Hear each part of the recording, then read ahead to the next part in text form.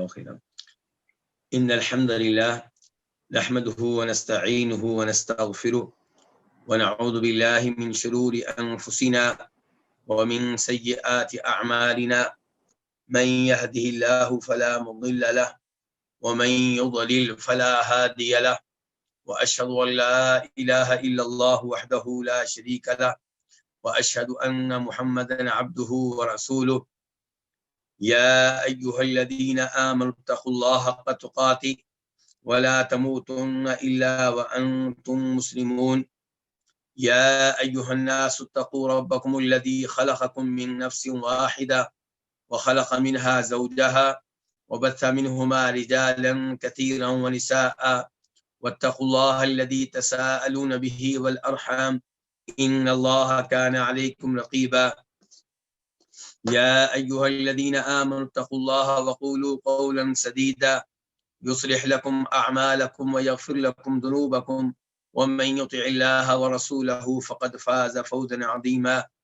أما بعد فإن خير الحديث كتاب الله وخير الهدي هدي محمد صلى الله عليه وسلم وشر الأمور محدثاتها وكل محدثة بدعة وكل بدعة ضلالة وكل ضلالة في النار. الوافی بما فی الصحیحین، مقصد نمبر 3 العبادات، کتاب نمبر 12 الحج والعمرہ، اور اس کتاب کی دوسری فصل جس کا تعلق مکہ کے فضائل اور مکہ کے احکام سے ہے. چھٹا باب، باب ہدم الکعبہ، یہ باب ہے کعبہ کے گرائے جانے کے بارے میں، یعنی کہ ایک وقت آئے گا کہ کعبہ شریف کو گرا دیا جائے گا. اس بارے میں اس باب کے نیچے حدیث ذکر کی جائے گی. حدیث کا نمبر ہے 847 847 قاف. اس حدیث کے بیان کرنے پہ اتفاق ہے امام بخاری کا اور امام مسلم کا. عن ابی ہریرہ رضی اللہ عنہ قال قال رسول اللہ صلی اللہ علیہ وسلم یخرب الکعبۃ ذو السویقتین من الحبشہ. جناب ابو ہریرہ رضی اللہ تعالیٰ عنہ سے روایت ہے، وہ کہتے ہیں کہ فرمایا رسول اللہ صلی اللہ علیہ وسلم نے یخرب الکعبہ، کعبہ کو خراب کرے گا، تباہ و برباد کرے گا. کون؟ ذو السویقتین من الحبشہ، حبشیوں میں سے ایک ایسا آدمی جو 2 چھوٹی چھوٹی پنڈلیوں والا ہوگا، باریک باریک پنڈلیوں والا ہوگا.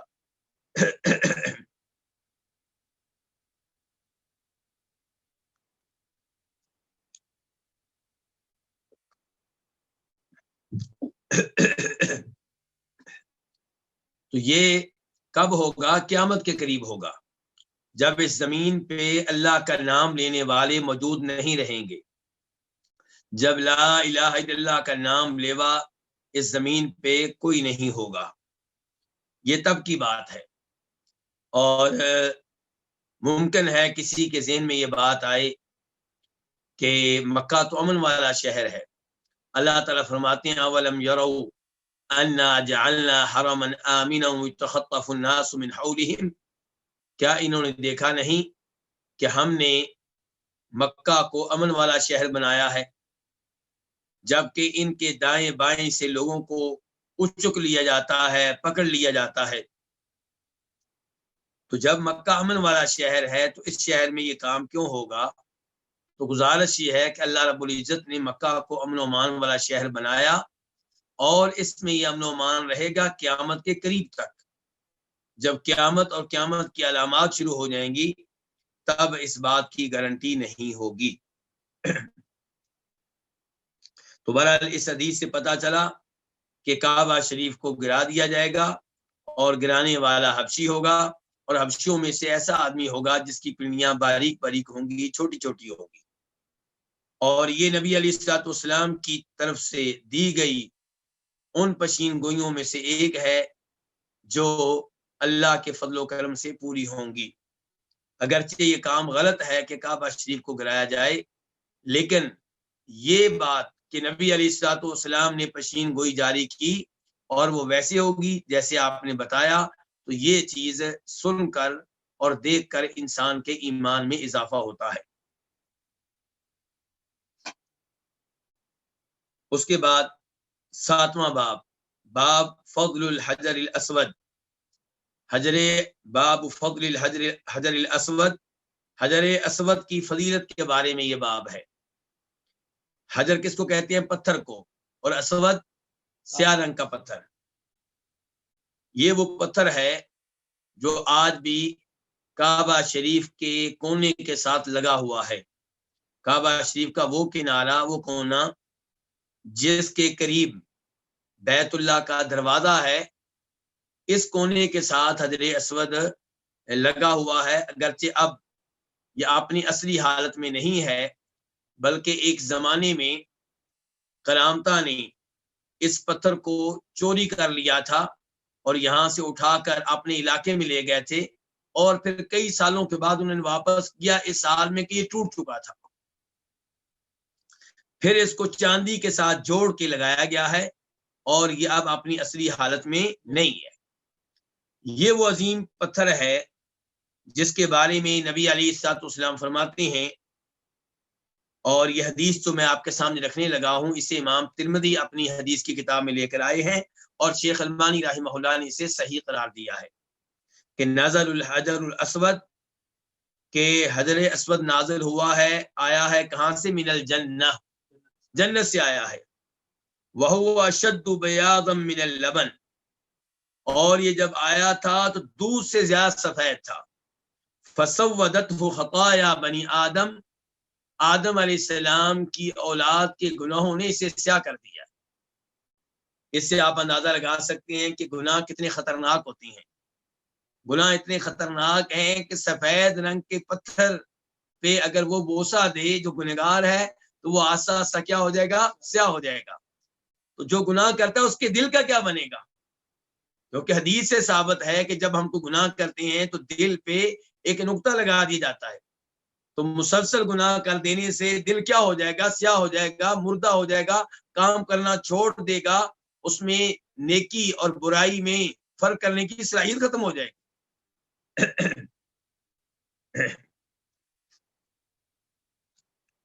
تو یہ ایک حدیث تھی حجر اسود کی فضیلت کے بارے میں۔ دوسرے نمبر پہ یہ دوسری حدیث بھی امام ترمذی لے کر آئے ہیں، اور شیخ البانی نے اس کو حسن درجے کی قرار دیا ہے، یعنی کہ قابل قبول ہے، کہ فرمایا نبی علیہ الصلوۃ والسلام نے کہ اللہ تعالیٰ روز قیامت اس کو اٹھائیں گے۔ کس کو؟ حجر اسود کو۔ اس کی 2 آنکھیں ہوں گی جن سے دیکھتا ہوگا، زبان ہوگی جن سے گفتگو کرتا ہوگا، اس کے حق میں گواہی دے گا جس نے ایمان کی حالت میں، توحید کی حالت میں اس کو بوسہ دیا ہوگا۔ تو یہ ہے حجر اسود۔ تو حدیث نمبر ہے یہاں پہ 848 848 قاف۔ اس حدیث کے بیان کرنے پہ اتفاق ہوا ہے کس کا؟ امام بخاری کا اور امام مسلم کا۔ عن عمر رضی اللہ عنہ انه جاء الى الحجر الاسود فقبله، روایت ہے جناب عمر فاروق سے رضی اللہ تعالیٰ عنہ کہ وہ آئے حجر اسود کے پاس، فقبلہ، تو اسے کیا کیا؟ بوسہ دیا۔ فقال، اور فرمایا، انی اعلم، مجھے معلوم ہے، یقیناً مجھے معلوم ہے، مجھے یقین ہے کہ انک حجر، کہ بے شک تو ایک پتھر ہے، لا تضر ولا تنفع، نہ تو نفع دے سکتا ہے نہ نقصان دے سکتا ہے، تو نفع نقصان کا مالک نہیں ہے۔ کس پتھر سے کہہ رہے ہیں؟ جنت سے آئے ہوئے پتھر سے۔ اس پتھر سے کہہ رہے ہیں جو روز قیامت گواہی دے گا اس کے حق میں جس نے اس کو ایمان کی حالت میں بوسہ دیا ہوگا۔ تو آپ بتائیے، جب حجر اسود جیسا عظیم پتھر نفع نقصان کا مالک نہیں ہے، تو بزرگوں کی قبروں پہ لگے ہوئے پتھر نفع نقصان کے مالک کیوں کر ہو سکتے ہیں؟ بزرگوں کی قبروں پہ پڑا ہوا تیل اور نمک اور دیگر اشیاء جو تبرک کے نام پہ رکھی جاتی ہیں، وہ نفع نقصان کی مالک کیسے ہو سکتی؟ جناب عمر فاروق جانتے تھے کہ کئی لوگ ایسے ہیں جو نئے نئے مسلمان ہوئے ہیں، جو کسی زمانے میں پتھروں کی پوجا اور عبادت کرتے رہے ہیں، کہیں ایسا نہ ہو کہ یہ حجر اسود کو نفع نقصان کا مالک سمجھ لیں۔ اس کے ساتھ وہ عقیدت استوار کر لیں جو خالق کے ساتھ ہونی چاہیے، جو مشکل کشا اور حاجت روا کے ساتھ ہونی چاہیے۔ اس لیے انہوں نے مخاطب حضرت اسود کو کیا، لیکن پیغام کس کو دیا؟ جو لوگ وہاں پہ موجود تھے، جو سن رہے تھے۔ کہا حضرت اسود کو مخاطب کر کے کہ مجھے یقین ہے کہ تو ایک پتھر ہے، لا تضر ولا تنفع، نہ تو نقصان دے سکتا ہے اور نہ کوئی نفع دے سکتا ہے۔ ولولا انی رأیت النبی صلی اللہ علیہ وسلم یقبلک کما قبلتک۔ اب سوال پیدا ہوا کہ اگر حضرت اسود نفع نقصان کا مالک نہیں ہے تو پھر آپ بوسہ کیوں دے رہے ہیں؟ پھر آپ اسے ہاتھ کیوں لگاتے ہیں؟ تو جناب عمر فاروق نے اس اشکال اور اس اعتراض کا بھی ازالہ کر دیا اور کہا کہ اگر میں نے نبی علیہ الصلوۃ والسلام کو تجھے بوسہ دیتے ہوئے دیکھا نہ ہوتا تو میں نے تجھے بوسہ نہیں دینا تھا۔ اندازہ کیجئے کس قدر احتیاط ہے دین کے معاملے میں۔ یہ کہ جناب عمر فاروق اس پتھر کو اس لیے بوسہ نہیں دے رہے کہ جنت سے آیا ہے، بلکہ اس لیے بوسہ دے رہے ہیں کہ نبی علیہ الصلوۃ والسلام نے دیا ہے، اور آگاہ کیا کہ تمہارے فضائل، تمہاری شان، تمہارا مقام و مرتبہ اپنی جگہ پہ، اگر نبی علیہ الصلوۃ والسلام نے تجھے بوسہ نہ دیا ہوتا تو میں نے نہیں دینا تھا۔ اس سے یہ بھی پتا چلا کہ صحابہ کرام کس قدر نبی علیہ الصلوۃ والسلام کے طریقے اور سنت پہ چلنے والے تھے۔ جس کو آپ نے بوسہ دیا اس کو دے رہے ہیں، جس کو نہیں دیا اس کو نہیں دیا جائے گا۔ امام احمد روایت کرتے ہیں اپنی مسند میں کہ جناب عمر فاروق یعلا بن امیہ کے ساتھ مل کے طواف کر رہے تھے۔ جب بیت اللہ کے اس کنارے اور کونے تک پہنچے جو بیت اللہ کے دروازے کے بعد ہے اور حتیم کے ساتھ ہے، تو یعلا بن امیہ نے آپ کا ہاتھ پکڑا تاکہ اسے بیت اللہ کے اس کنارے اور کونے کے ساتھ لگا سکیں۔ جناب عمر فاروق نے کہا یعلا مجھے بتاؤ کہ نبی علیہ الصلوۃ والسلام کے ساتھ طواف کرتے ہوئے کیا اس کونے کو ہاتھ لگایا تھا؟ کیا اللہ کے رسول نے لگایا تھا؟ کہا نہیں۔ فرمایا پھر پیچھے ہٹ جاؤ، اللہ تعالیٰ کہتے ہیں لقد کان لکم فی رسول اللہ اسوۃ حسنہ، کہ نبی علیہ الصلوۃ والسلام تمہارے لیے بہترین نمونہ کی حیثیت رکھتے ہیں۔ اور یہاں سے مجھے یہ بھی یاد آیا، کئی لوگوں کو ہم شرک و بدعات سے روکتے ہیں اور کہتے ہیں اس کی کوئی دلیل نہیں ہے، وہ کہتے ہیں منع ہونے کی دلیل کہاں پہ ہے؟ ہم کہتے ہیں بھی عید میلاد النبی صلی اللہ علیہ وسلم نہ مناؤ، اسلام میں 2 عیدیں ہیں، آپ علیہ السلام نے تیسری عید نہیں دی، وہ کہتے ہیں روکا کہاں ہے؟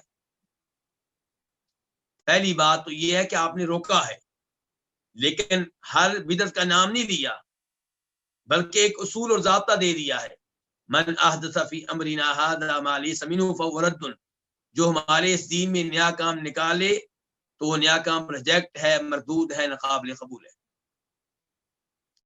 اس اصول میں ساری بدعات داخل ہو گئی، ہر وہ نیا کام جسے اللہ کے تقرب کے لیے کیا جائے، عبادت کے طور پہ کیا جائے، دین کے طور پہ کیا جائے، وہ سب کچھ اس میں آ گیا۔ اور پھر جناب عمر فاروق کو دیکھ لیجئے، وہ حضرت اسود سے کہہ رہے ہیں کہ اگر اللہ کے رسول نے بوسہ تجھے نہ دیا ہوتا تو میں نے بھی نہیں دینا تھا۔ اس کا مطلب یہ ہے اگر اللہ کے رسول نے بوسہ نہ دیا ہوتا میں نے نہیں دینا تھا، آپ نے دیا تو میں نے بھی دے دیا۔ تو کس قدر وہ پابند ہیں نبی علیہ الصلوۃ والسلام کے، اور پیغام مل گیا کہ جس کو آپ نے بوسہ نہیں دیا اس کو ہم نہیں دیں گے، اور یہیں سے پھر یہ پیغام مل گیا کہ جو عید آپ نے نہیں منائی وہ ہم نہیں منائیں گے۔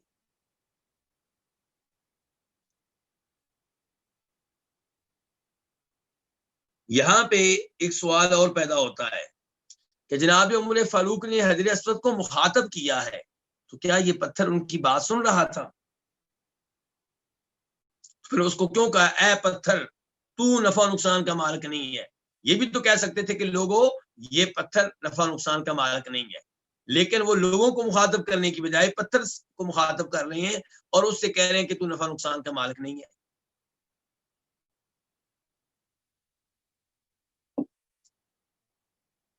یہاں سے پتا چلا کہ یہ گفتگو کا ایک انداز ہوتا ہے کہ آپ کبھی اس کو مخاطب کرتے ہیں جو سنتا نہیں ہے. یہ مسئلہ میں نے کیوں بیان کیا ہے؟ اس لیے کہ ہمارے کئی دوست یہ سوچ رکھتے ہیں، یہ عقیدہ رکھتے ہیں کہ جب ہم قبرستان میں جاتے ہیں مردوں کو سلام کرتے ہیں تو وہ سنتے ہیں. ہم کہتے ہیں بھی نہیں سنتے، کیونکہ قرآن نے کہہ دیا وما انت بمسمع من فی القبور، کہ جو بھی قبروں میں ہیں انہیں آپ اپنی آواز نہیں سنا سکتے. قرآن کہہ رہا ہے انک لا تسمع الموتى، فوت شدگان کو آپ اپنی آواز نہیں سنا سکتے. قرآن کا عقیدہ بالکل واضح ہے. وہ کہتے ہیں اگر یہ سنتے نہیں ہیں تو پھر آپ ان کو سلام کیوں کرتے ہیں؟ آپ کیوں کہتے ہیں کہ اے قبر والو تمہارے اوپر سلامتی ہو، السلام علیکم اہل الدیار، السلام علیکم یا اہل القبور؟ ان کو مخاطب کر کے سلام کیوں کہتے ہو اگر وہ سنتے نہیں ہیں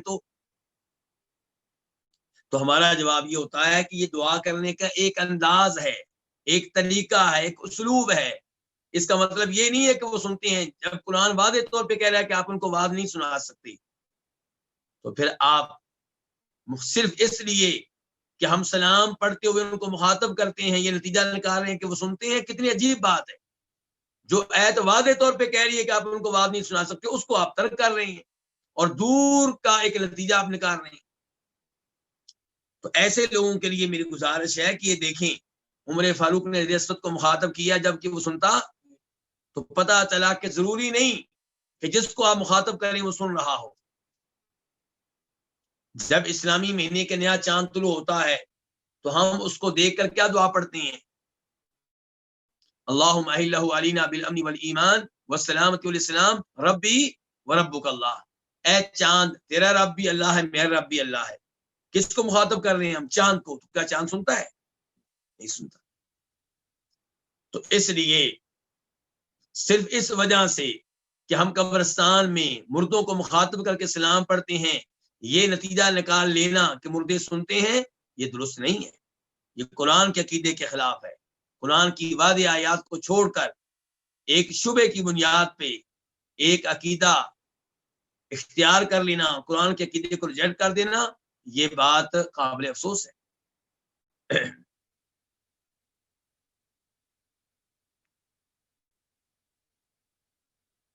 اس کے بعد حدیث نمبر 849 849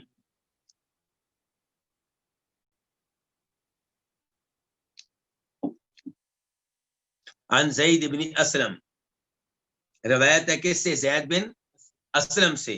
وہ روایت کرتے ہیں ابھی اپنے باپ اسلم سے ان عمر بن الخطاب رضی اللہ عنہ قال للرکنی، کہ جناب عمر فاروق نے کہا تھا رکن کو مخاطب کرتے ہوئے. رکن کون سا رکن؟ رکن الاسود، یعنی کہ حجر اسود والے کنارے کو مخاطب کرتے ہوئے، حجر اسود کو مخاطب کرتے ہوئے کہا تھا اما واللہ، خبردار، واللہ اللہ کی قسم، انی لأعلم، بے شک مجھے اس بات کا اچھی طرح علم ہے، یقین ہے کہ انک حجر، کہ تو ایک پتھر ہے، لا تضر ولا تنفع، نہ تو نقصان دے سکتا ہے نہ کوئی فائدہ دے سکتا ہے. ولولا انی رأیت النبی صلی اللہ علیہ وسلم استلمک مستلمتک، اگر میں نے نبی علیہ الصلوۃ والسلام کو تجھے استلام کرتے ہوئے، تجھے ہاتھ لگاتے ہوئے دیکھا نہ ہوتا تو میں نے بھی تیرا استلام نہیں کرنا تھا، میں نے بھی تجھے ہاتھ نہیں لگانا تھا. فسلمہ، پھر انہوں نے اس کا استلام کیا. کس کا؟ حجر اسود کا. حجر اسود کو ہاتھ لگایا. ثم قال، پھر فرمانے لگے. کون؟ جناب عمر فاروق فرمانے لگے فما لنا وللرمل، ہمیں رمل سے کیا لگے، ہمیں رمل سے کیا لگے. رمل کس کو کہتے ہیں؟ یعنی کہ جب آپ طواف کرتے ہیں مکہ میں پہنچ کے، پہلا طواف جس کو طواف قدوم بھی کہتے ہیں، چاہے وہ عمرے کا پہلا طواف ہو یا حج میں وہ پہلا طواف ہو، جو پہلا طواف مکہ میں پہنچ کے آپ کرتے ہیں اس میں رمل کیا جائے گا. مرد حضرات 7 چکروں میں سے پہلے 3 چکروں میں رمل کریں گے، تیز تیز چلیں گے، جیسے پہلوان چلتے ہیں اس انداز سے چلیں گے. اس کو کیا کہتے ہیں؟ رمل. تو جناب عمر فاروق کہہ رہے ہیں ہمیں رمل سے کیا لگے، آج کل ہم رمل کیوں کر رہے ہیں؟ حدیث کا ترجمہ کرنے سے پہلے میں تھوڑی سی وضاحت کر دوں، رمل کا آغاز کیسے ہوا تھا؟ آپ جانتے ہیں کہ مسلمان سن 6 ہجری میں نبی علیہ الصلوۃ والسلام کی قیادت میں عمرہ کرنے کے لیے آئے تھے، لیکن حدیبیہ کے مقام پہ ٹھہرے رہے، مکہ والوں نے عمرہ کرنے کی اجازت نہیں دی، تو سن 6 ہجری میں واپس چلے آئے، لیکن واپس آنے سے پہلے حدیبیہ مقام پہ مسلمانوں کے مابین اور اہل مکہ کے مابین معاہدہ ہوا تھا، اس معاہدے کی روح سے مسلمان آئندہ سال عمرہ کرنے کے لیے آئے، یعنی کہ سن 7 ہجری میں، یعنی کہ ہجرت کے 7ویں سال مکہ سے مدینہ آئے ہوئے کتنے سال ہو چکے تھے؟ 7 سال۔ اب جب آپ آئے تو آپ کو بتایا گیا کہ مکہ والوں میں یہ باتیں ہو رہی ہیں کہ ہمارے وہ لوگ جو مسلمان ہو گئے تھے، مکہ چھوڑ کے مدینہ چلے گئے تھے، مدینہ کی وباؤں نے، مدینہ کے بخارات ان کو کمزور کر کے رکھ دیا ہے، یعنی کہ مسلمانوں کے بارے میں یہ بات کافروں کے ذہن میں بیٹھ جائے کہ یہ کمزور ہیں، یہ اچھی بات نہیں ہے۔ کامیاب حکمت عملی کیا ہے کہ دشمن یہ سمجھے کہ آپ بہت مضبوط ہیں، وہ آپ سے ڈرتا رہے، لڑائی کی نوبت ہی نہ آئے۔ تو آپ علیہ الصلوۃ والسلام نے صحابہ کرام کو حکم دیا کہ تم لوگوں نے طواف کے 7 چکروں میں سے پہلے 3 چکروں میں تیز تیز چلنا ہے، رمل کرنا ہے، اور بتایا کہ رکن یمانی سے حجر اسود تک چلتے ہوئے تم نے رمل نہیں کرنا، کیونکہ کعبہ شریف کی وہ جانب جدھر رکن یمانی اور حجر اسود ہیں ادھر کوئی دیکھنے والا نہیں تھا، جبکہ کعبہ کی باقی 3 جانب لوگ موجود تھے، دیکھ رہے تھے مسلمانوں کو کون طواف کر رہا ہے، اور تبصرے کر رہے تھے کس کی کیا حالت ہے۔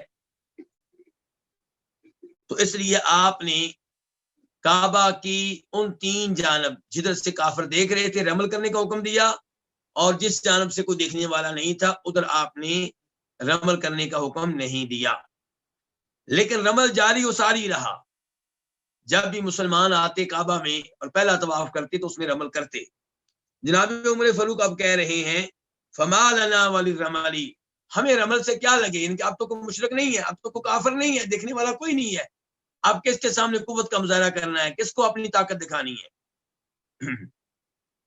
کہنے لگے انما کنا رائینا بہ المشرکین، ہم نے مشرکین کے لیے طاقت ظاہر کی تھی بھی اس رمل کے ساتھ، یعنی کہ رمل کا آغاز کیوں ہوا تھا کہ ہم نے رمل کے ذریعے مشرکین کے لیے اپنی طاقت ظاہر کی تھی، ان کے سامنے ہم نے یہ ظاہر کرنا چاہا کہ ہم تو بہت طاقتور ہیں، مدینہ سے مکہ کا سفر کر کے آئے ہیں پھر بھی تھکے نہیں ہیں۔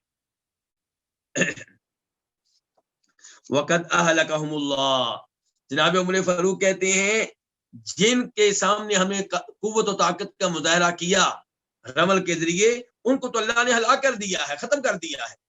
وقد اہلکہم اللہ، اور تحقیق ان کو اللہ نے ہلاک کر دیا ہے، یعنی کہ اب انہیں رمل دکھانے کی، قوت دکھانے کی ضرورت نہیں رہی۔ ثم قال، پھر کہنے لگے، کون؟ عمر فاروق کہنے لگے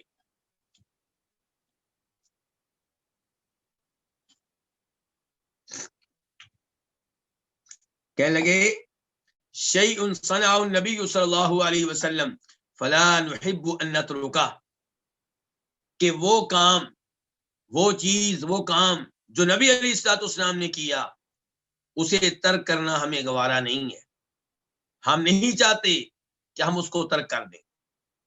یعنی کہ یہ ٹھیک ہے کہ رمل کا سبب موجود نہیں رہا، رمل کا فلسفہ موجود نہیں رہا، رمل کا مقصود باقی نہیں رہا، لیکن نبی علیہ السلام نے رمل کیا یا نہیں کیا، اب ہم اس رمل کو ترک نہیں کریں گے۔ اور حقیقت یہ ہے کہ نبی علیہ الصلوۃ والسلام نے جب حنین اور طائف کی جنگیں لڑی ہیں فتح مکہ کے بعد، اور آپ نے پھر عمرہ کیا ہے، تو اس عمرے میں بھی آپ نے رمل کیا تھا جبکہ مکہ پہ مسلمانوں کا قبضہ ہو چکا تھا۔ تو کہنے کا مطلب یہ ہے کہ عمل کرنا چاہیے، چاہے وہ مین مقصود اب باقی نہیں رہا، وہ مین سبب باقی، لیکن کئی اور ایسے اسباب اور حکمتیں ہو سکتی ہیں جو ہمارے علم میں نہ ہو.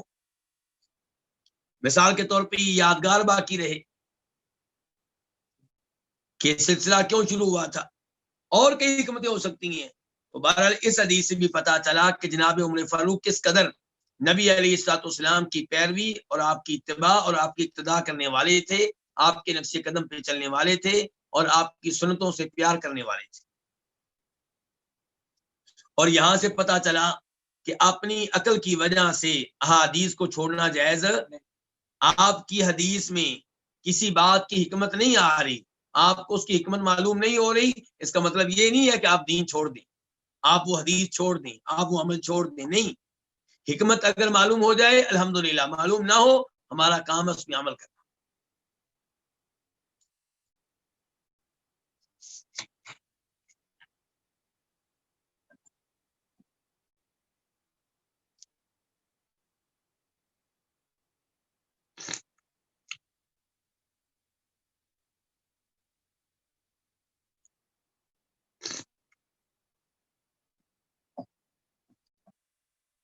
حدیث نمبر 850 850 مین.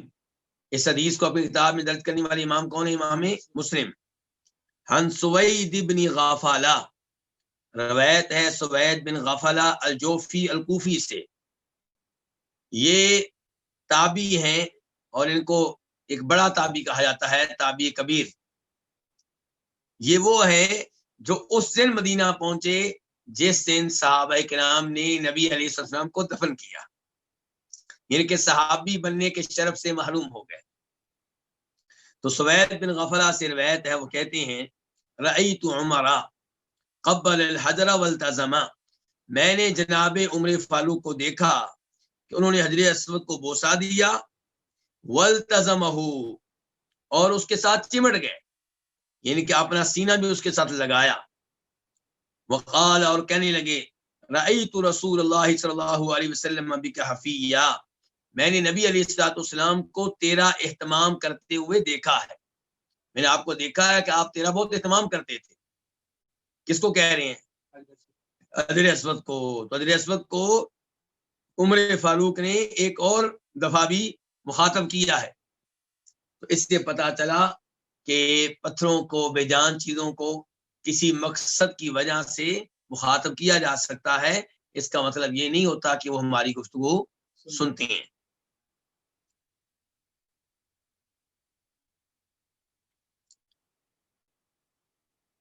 اب ہم آتے ہیں باب نمبر 8 کی طرف. باب اخراج الصور والاصنام من الکعبہ، کعبہ شریف سے تصویروں کو نکالنا اور بتوں کو نکالنا.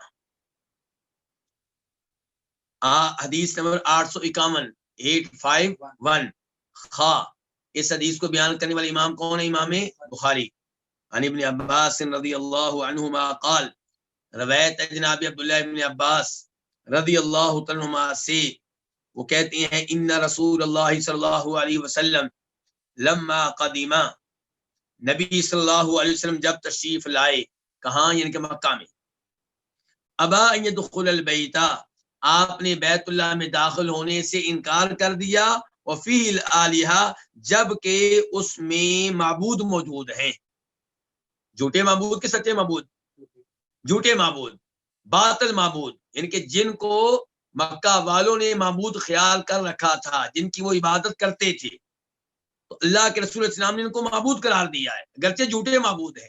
تو پتہ چلا دنیا میں معبود صرف ایک نہیں ہے، کئی معبود ہیں. تو پھر ہم کیوں کہتے ہیں کلمہ میں، کلمہ توحید میں لا الہ الا اللہ، اللہ کے علاوہ کوئی معبود نہیں. تو یہ بات سمجھنے والی ہے کہ معبود بہت سارے ہیں لیکن معبود برحق ایک ہی ہے. تو لا الہ الا اللہ سے مراد کیا ہے؟ کہ لا الہ حق الا اللہ. یعنی کہ لا جو ہے اس کی خبر جو ہے وہ مقدر ہے، محذوف ہے، اور جو لا الہ پڑھتا ہے اور اسے عربی قواعد کا علم ہے، اس کو پتا ہے کہ یہاں پہ ایک لفظ مقدر ہے، سننے والے کو بھی پتا اور پڑھنے والے کو بھی پتا ہے۔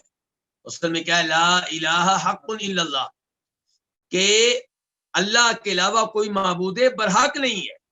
ان کے جھوٹے معبود تو کئی ہیں، لیکن اللہ کے علاوہ کوئی ایسا نہیں ہے جو سچا معبود ہو، جو عبادت کا حقدار ہو، جو عبادت کے لائق ہو۔ اور قرآن میں اس لیے ہے نا، ذالک بأن اللہ هو الحق، بے شک اللہ ہی برحق ہے، وَأَنَّ مَا يَدْعُونَ مِن دُونِهِ الْبَاطِلُ، اور جن کے اللہ کے علاوہ وہ عبادت کرتے ہیں وہ باطل ہیں، وہ عبادت کے حقدار نہیں ہیں، وہ عبادت کے لائق نہیں ہیں۔ تو یہ ہے وفیہ الآلہہ، کہ بیت اللہ میں کئی معبود موجود تھے، تو آپ کا ان کے اوپر معبود کا لفظ استعمال کرنا اس میں کوئی بڑی بات نہیں ہے۔ وہ یقیناً معبود تھے، ان کی عبادت کی جاتی تھی، لیکن عبادت کے لائق نہیں تھے، عبادت کے حقدار نہیں تھے۔ آج بھی لوگ کئی قبروں پہ جا کے قبر والے سے دعائیں کرتے ہیں، قبر کے پتھروں کو دعائیں کرتے ہیں، دیگر اشیاء کو وہ سجدہ کرتے ہیں، تو یہ چیزیں جو ہے معبود بن جاتی ہیں، لیکن کیا یہ عبادت کے لائق ہیں؟ نہیں۔ تو یہ ہے مراد۔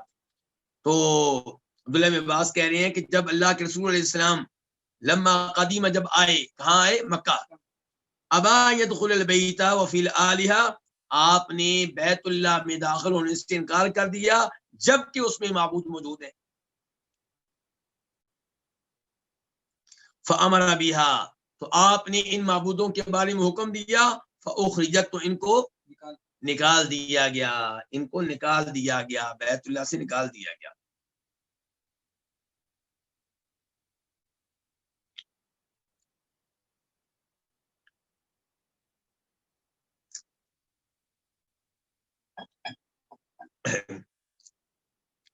فاخرجوا سورۃ ابراہیم و اسماعیل فی ایدیہم الازلام، چنانچہ انہوں نے ابراہیم علیہ السلام کی اور اسماعیل السلام کی تصویر نکال دی،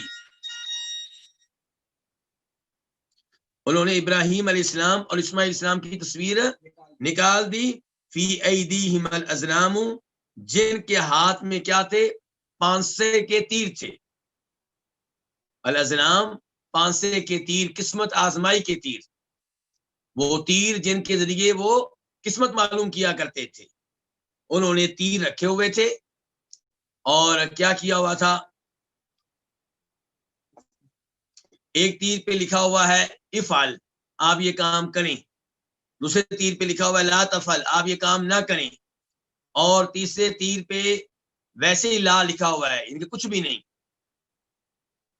اب جب انہوں نے کوئی کام کرنا ہوتا، کوئی کاروبار، کوئی سفر، کوئی شادی، تو وہ یہاں پہ آتے اور تیر پھینکے جاتے، جو وہاں پہ مجاور ہوتا وہ پیسے لیتا، نذرانہ لیتا، اور اس کے بعد وہ تیر پھینکتا۔ تو اگر پھر ایک تیر اٹھایا جاتا، اگر وہ تیر نکلتا افعل کہ کر لو، تو یہ آدمی خوش ہو کے وہ کام کر لیتا کہ ہمارے معبود صاحب نے اجازت دے دی کام کرنے کی، ان کی طرف سے آرڈر آیا کہ کر سکتے ہو۔ اور اگر تیر نکلتا لا تفعل، تو پھر پیچھے ہٹ جاتا کہ یہ کام کرنا جائز اور درست نہیں ہے۔ اور تیسری شکل کیا ہوتی؟ کچھ بھی نہیں۔ تو ایسی شکل میں پھر دوبارہ قسمت آزمائی کی جاتی، حتیٰ کہ وہ تیر نکلے جس میں لکھا ہو کہ کام کیا جائے یا لکھا ہو کہ نہ کیا جائے۔ تو ابراہیم علیہ السلام اور ابراہیم علیہ السلام کے ہاتھ میں انہوں نے یہ تیر دے رکھے تھے، تو انہوں نے ابراہیم اور اسماعیل السلام کی تصویریں، ان کے مجسمے نکالے وہاں سے، فی ایدیہم الازلام، ان دونوں کے ہاتھ میں کیا تھے؟ پانسے کے تیر تھے۔ فقال رسول اللہ صلی اللہ علیہ وسلم، تو فرمایا نبی علیہ الصلوۃ والسلام نے، قاتلہم اللہ، اللہ ان کو تباہ و برباد کرے۔ کن کو؟ جنہوں نے یہ مجسمے بنائے ہیں، جنہوں نے ان کے ہاتھ میں پانسے کے تیر پکڑائے ہیں، اللہ ان کو تباہ و برباد کرے۔ اما واللہ قد علموا، خبردار اللہ کی قسم ان کو اچھی طرح یقین ہے، کہ انہما لم یستقسما بہا قط، کہ انہوں نے ان تیروں کے ساتھ کبھی بھی قسمت آزمائی نہیں کی. یعنی کہ ابراہیم علیہ السلام، اسماعیل علیہ السلام نے اپنی زندگی میں یہ کام کبھی نہیں کیا کہ لوگ ان کے پاس آتے ہوں اور وہ تیروں کے ذریعے قسمت آزمائی کرتے ہوں اور یہ معلوم کرتے ہوں کہ یہ کام ہونا چاہیے کہ نہیں ہونا چاہیے، یہ لوگوں کو بتاتے ہوں کہ تم یہ کام کرنا چاہیے کہ نہیں کرنا چاہیے. ایسا کام وہ نہیں کرتے تھے، وہ اس شرک سے لا تعلق اور بری ہیں.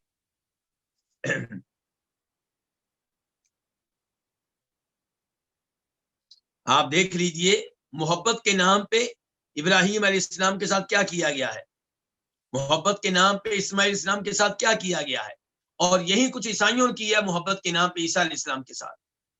کبھی وہ 3 معبودوں میں سے ایک ہیں، کبھی وہ اللہ تعالیٰ کے بیٹے ہیں، پھر ان کو مشکل کشا حاجت روا خیال کیا جاتا ہے اور ان سے بیٹے مانگے جاتے ہیں، شفا مانگی جاتی ہے اور خدا کہا جاتا ہے ان کو.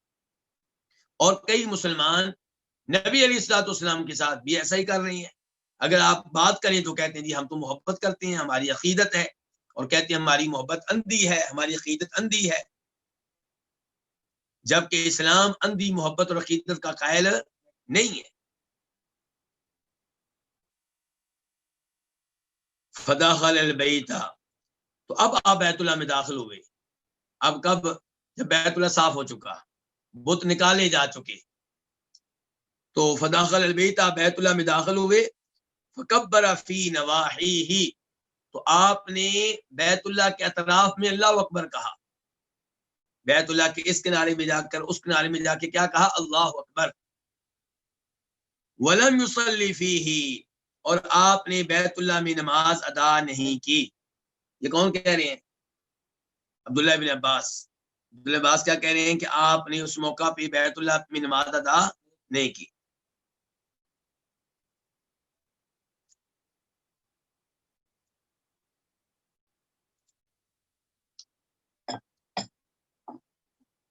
اور وہ حدیث جو ابھی ہم پڑھنے والے ہیں اس سے پتہ چلے گا کہ آپ نے بیت اللہ میں نماز ادا کی.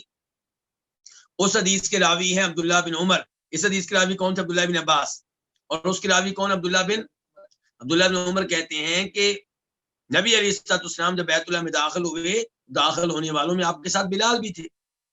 تو بلال سے میں نے پوچھا تو انہوں نے بتایا کہ آپ علیہ السلام نے کعبہ میں نماز ادا کی ہے، بلکہ ایک روایت میں آتا ہے کہ 2 رکعتیں ادا کی ہیں. اور اس حدیث میں جو بھی ہم نے پڑھی ہے جس کے راوی عبداللہ بن عباس ہیں، اس میں کہا جا رہا ہے کہ آپ نے نماز نہیں پڑھی. تو ہمارے پاس ایک اصول ہے، کیا؟ المثبت مقدم علی النافی، جو کسی چیز کا اثبات کرے تو اس کی بات کو، اس شخص کی بات پہ فوقیت ہوگی جو نفی کر رہا ہے. ایک آدمی کہتا ہے یہ کام ہوا، دوسرا کہتا ہے نہیں ہوا، تو کس کی بات مانی جائے گی؟ اس کی بات مانی جائے گی جو اس بات کر رہا ہے، جو کہتا ہے میں نے دیکھا کہ کام ہوا ہے. تو بلال کہہ رہے ہیں کہ میں نے دیکھا آپ نے نماز پڑھی ہے. عبداللہ بن عباس کہہ رہے ہیں کہ نہیں پڑھی. تو کس کی بات مانی جائے گی؟ بلال کی. بلال کی. اور یہ وہ حدیث ہے جس کو عبداللہ بن عمر اس کے راوی ہیں، یعنی کہ عبداللہ بن عمر نے یہ حدیث بلال سے لی ہے. تو بلال آپ کے ساتھ تھے، وہ کہتے ہیں کہ آپ نے پڑھی ہے. تو عبداللہ ابن عمر کی یہ حدیث مانی جائے گی، جناب بلال کی بات مانی جائے گی، اور عبداللہ ابن عباس کی یہ بات نہیں مانی جائے گی. اور کہا جائے گا کہ وہ اپنے علم کے مطابق کہہ رہے ہیں، انہوں نے نماز پڑھتے ہوئے نہیں دیکھا تو وہ سمجھتے ہیں کہ آپ نے نماز نہیں پڑھی. انہوں نے جھوٹ نہیں بولا، عبداللہ بن عباس نے جھوٹ نہیں کہا، لیکن انہوں نے نہیں دیکھا تو وہ کہہ رہے ہیں نہیں پڑھی. جنہوں نے دیکھا وہ بتا رہے ہیں پڑھی ہے، تو ہم ان کی بات لیں گے جو کہہ رہے ہیں کہ پڑھی ہے. یہ ایک بات تھی جس کی وجہ سے ہم نے وہ حدیث قبول کی ہے جس میں آیا ہے کہ آپ نے نماز پڑھی ہے.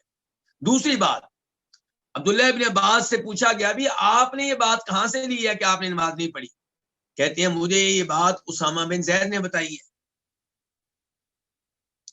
اور عبداللہ بن عمر کہتے ہیں کہ مجھے بات کس نے بتائی ہے؟ بلال نے. کس نے بتائی ہے؟ بلال نے. تو بلال چونکہ آپ کے ساتھ داخل ہوئے تھے اور انہوں نے دیکھا ہے تو ان کی بات کو ترجیح ہوگی. اور اسامہ بن زید نے نہیں دیکھا ہوگا. کیوں نہیں دیکھا ہوگا؟ داخل تو وہ بھی ساتھ ہوئے تھے. تو علماء کرام نے اس کی وجہ یہ بیان کی ہے، سبب یہ بیان کیا ہے کہ نبی علیہ السلام اندر داخل ہوئے، آپ اللہ اکبر کہتے رہے، آپ نے دعائیں بھی کی ہیں. جب آپ دعائیں کر رہے تھے تو یہ صحابہ کرام بھی یقیناً وہی کچھ کر رہے ہوں گے جو اللہ کے رسول کر رہے تھے، یہ بھی دعا کر رہے ہوں گے. انہوں نے دعا جاری و ساری رکھی ہوگی اور نبی علیہ السلام نے دعا ختم کر کے نماز ادا کی ہوگی اور ان کو پتہ نہیں چلا ہوگا. تو آئیے اب باب نمبر 9 پڑھتے ہیں اور اس میں وہ حدیث آئے گی جس کی مزید وضاحت ہو جائے گی. باب نمبر 9 کیا؟ باب دخول الکعبۃ والصلاۃ فیہا. باب ہے کعبہ شریف میں داخل ہونے کے بارے میں اور اس میں نماز ادا کرنے کے بارے میں. حدیث نمبر 852 قاف. اس حدیث کے بیان کرنے پہ اتفاق ہے کس کا؟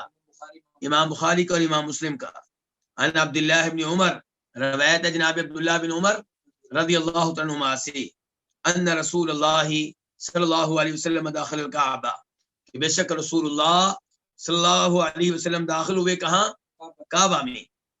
واسامہ بن زید، اور کون داخل ہوئے؟ اسامہ بن زید. وبلال، اور کون داخل ہوئے؟ بلال، اللہ کے رسول علیہ السلام کے مؤذن.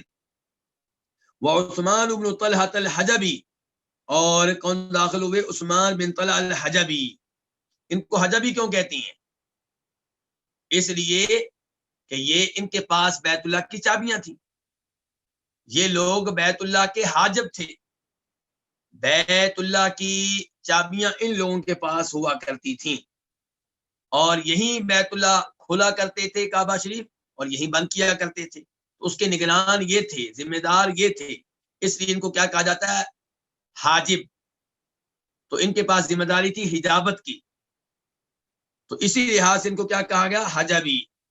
کیا کہا گیا؟ حجبی. تو عثمان بن طلحہ الحجبی فاغلقها علیہ، تو انہوں نے اس کو بند کر دیا کعبہ کو.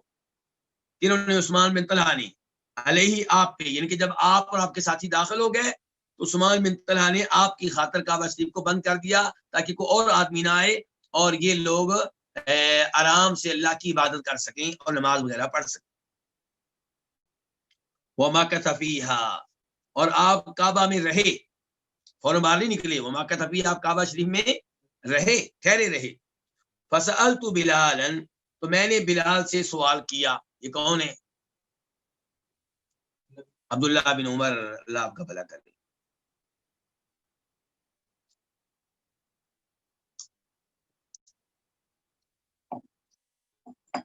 کہتے ہیں میں نے بلال سے سوال کیا، ہی نہ خارجا، جب وہ نکلے، جب بلال کعبہ شریف سے نکلے میں نے سوال کیا، ما صنع النبی صلی اللہ علیہ وسلم، نبی علیہ الصلوۃ والسلام نے کیا کیا؟ کہاں؟ یعنی کہ کعبہ میں. یعنی کہ میں نے بلال سے پوچھا کہ آپ نے کعبہ میں کیا کیا تھا؟ قال، تو وہ کہنے لگے، کون؟ بلال. جعل عمودا عن یسارہ وعمودا عن یمینہ، آپ علیہ الصلوۃ والسلام نے ایک ستون اپنی بائیں جانب رکھا اور ایک ستون کو اپنی دائیں جانب رکھا.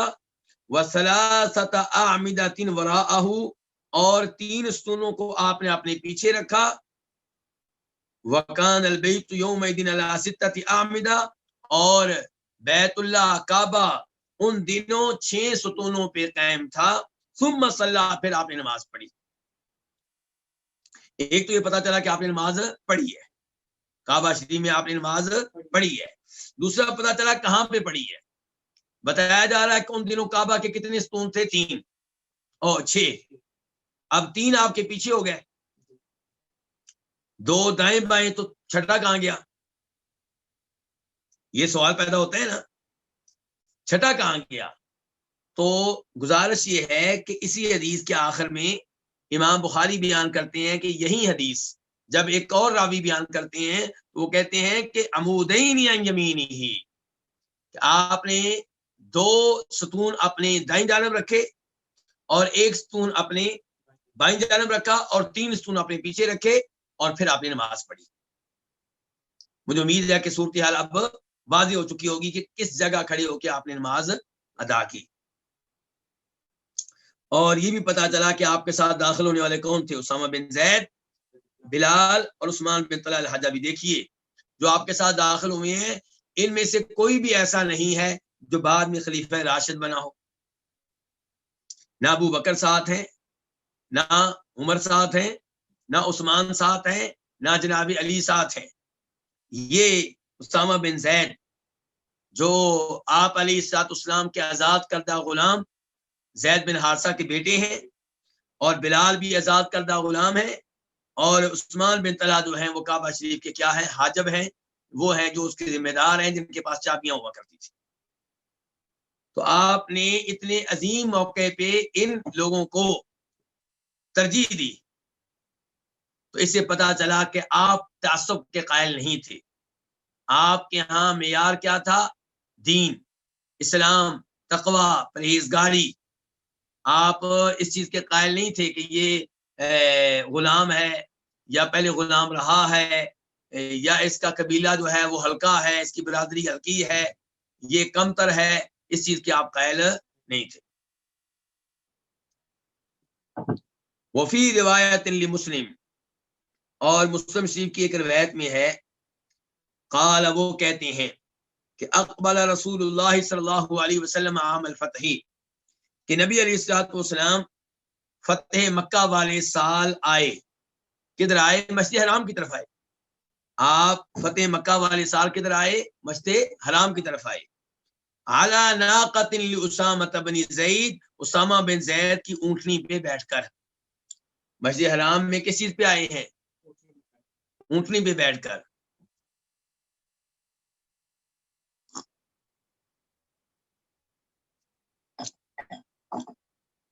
حتی اناخ بفناء الکعبہ، یہاں تک کہ آپ نے اس اونٹنی کو کعبہ کے سین میں بٹھا دیا. کہاں بٹھایا ہے؟ کعبہ کے سین میں بٹھایا ہے. اس سے کیا پتا چلا؟ یہ بات میں کئی دفعہ واضح کر چکا ہوں کہ صحیح بات یہ ہے کہ وہ جانور جن کا گوشت کھایا جاتا ہے ان کا پیشاب پلید نہیں ہے بلکہ پاک ہے. ایسے ہی جیسے مثال کے طور پہ ہماری جو بلغم ہے اس کو ہم برا خیال کرتے ہیں، لیکن کیا یہ پلید ہے یا پاک ہے؟ پاک ہے. کپڑے پہ لگ جائے تو کپڑا پلید نہیں ہو جائے گا. ایسے ہی ناک کی رطوبت جو ہے، ناک سے جو پانی بہتا ہے، کیا پاک ہے کہ نہ پاک ہے؟ پاک ہے. کپڑے پہ لگ جائے تو وہ کپڑا ہم پہنیں گے نہیں، اس کو دھوئیں گے، لیکن کیا وہ پلید ہے؟ نہیں، پلید نہیں ہے.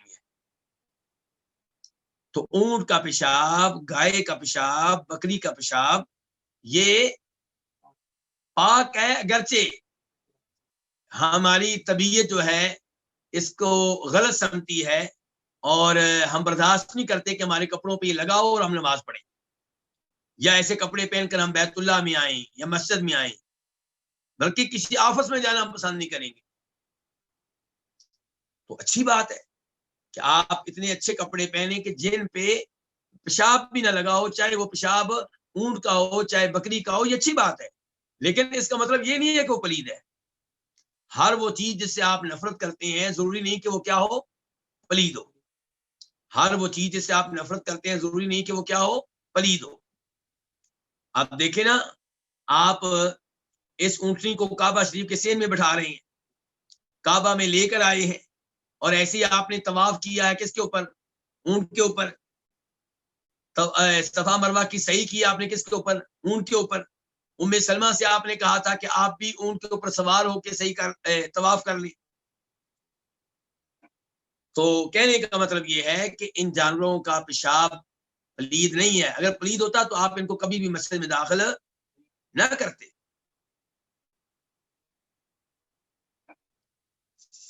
تو آپ نے، اور پھر وہ حدیث جس میں صاف صاف آتا ہے کہ آپ نے ان لوگوں سے کہا تھا جو مدینہ میں آئے، مسلمان ہوئے، لیکن مدینہ کی آب و ہوا انہیں راس نہیں آئی، موافق نہیں آئی. آپ نے کہا کہ تم مدینہ سے باہر چلے جاؤ جہاں ہمارے اونٹ ہیں، صدقہ کے اونٹ، زکات کے اونٹ، ان کا دودھ بھی پیو، ان کا پیشاب بھی پیو. وہ پیتے رہے تو ٹھیک ہو گئے.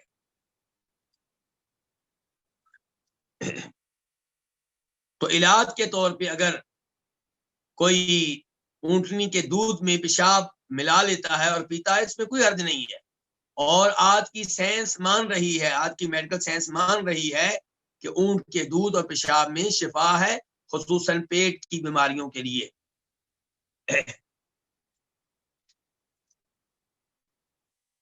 ثم دعا عثمان بن طلحہ. اب آپ کعبہ شریف میں آ چکے ہیں، اسامہ بن زید کی اونٹنی پہ آئے ہیں اور اونٹنی کو کعبہ کے سین میں بٹھا دیا ہے.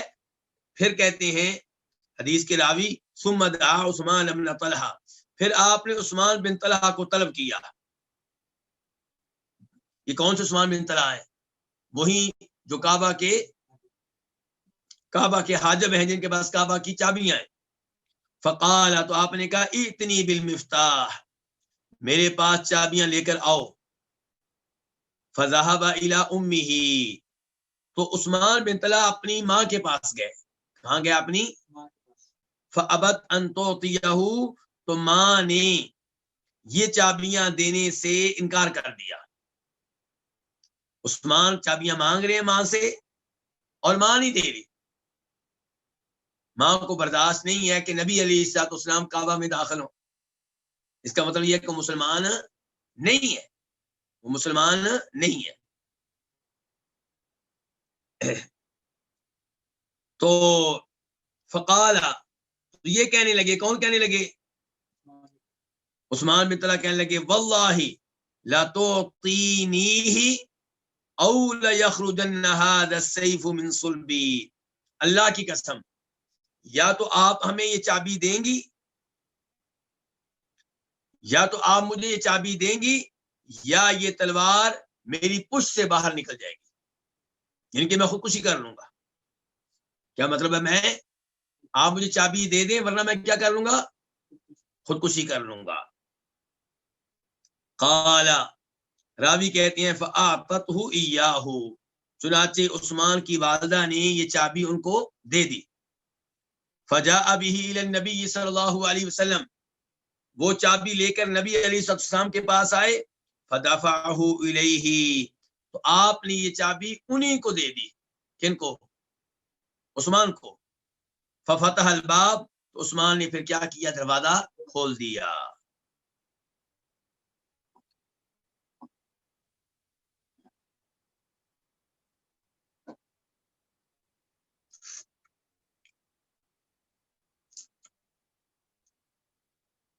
تو ہمارا باب نمبر 9 کیا تھا؟ کعبہ میں داخل ہونا اور کعبہ میں نماز پڑھنا. تو اب اس حدیث سے واضح طور پہ ثابت ہوا کہ آپ کعبہ شریف میں داخل ہوئے ہیں، اور یہ بھی ثابت ہوا کہ آپ نے وہاں پہ نماز ادا کی ہے. اور یہ بھی اس حدیث سے ہمیں پتا چلا کہ جب کعبہ میں داخل ہوئے ہیں اس سال، جس سال مکہ فتح کیا تھا، تو آپ کے ساتھ کون کون تھے؟ اسامہ بن زید تھے، بلال تھے، عثمان بن طلحہ تھے. اور یہ بھی پتا چلا کہ آپ نے نماز کہاں پہ پڑھی ہے؟ آپ نے اس طریقے سے نماز پڑھی ہے کہ 3 ستون آپ کے پیچھے تھے اور 2 ستون آپ کے دائیں جانب تھے اور ایک آپ کے بائیں جانب تھا. اور یہ بھی پتا چلا کہ آپ جب کعبہ میں آئے تھے اس موقع پہ تو اسامہ بن زید کی اونٹنی پہ بیٹھ کر آئے تھے، اور اونٹنی کو آپ نے کہاں بٹھا دیا تھا؟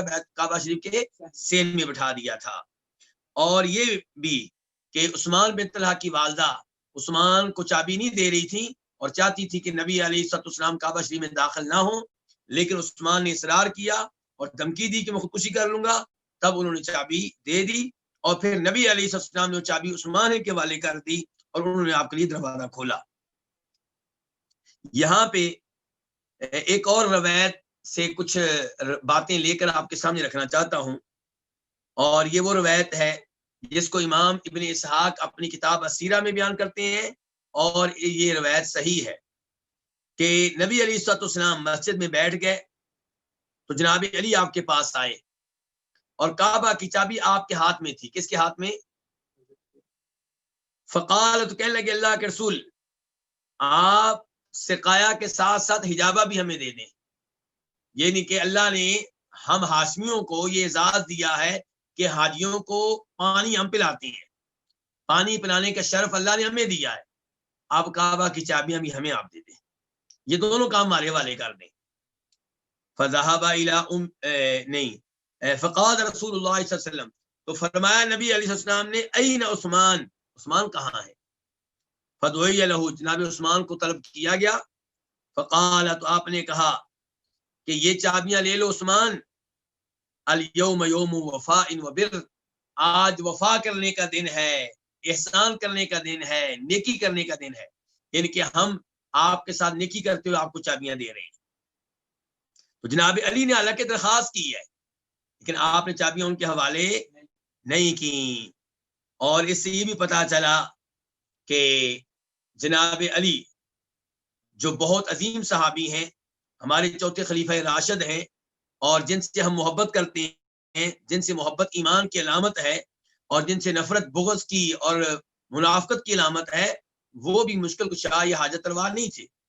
دیکھیں اپنی یہ حاجت پوری نہیں کر سکے، چاہتے تھے کہ کعبہ کی چابیاں ہمارے ہاتھ میں آ جائیں، لیکن آپ نے ان کی خواہش پوری نہیں کی، اور آج تک چابیاں انہی کے پاس ہیں جن کو اللہ کے رسول نے دی تھی۔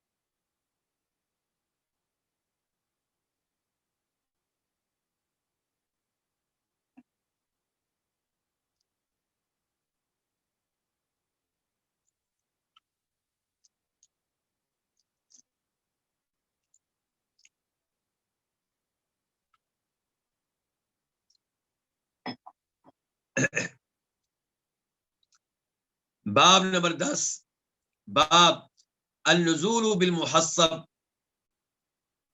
وادی محصب میں پڑاؤ ڈالنا، وہاں پہ رکنا، وہاں پہ ٹھہرنا۔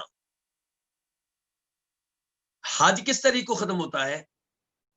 12 تاریخ کو، یعنی کہ 12 تاریخ کو لوگ چاہیں تو زوال کے بعد، زور کی اذان کے بعد کنکریاں مار کر مینا سے نکل سکتے ہیں، زور کے بعد، عصر سے پہلے، عصر کے بعد، مغرب سے پہلے وہ نکل سکتی ہیں۔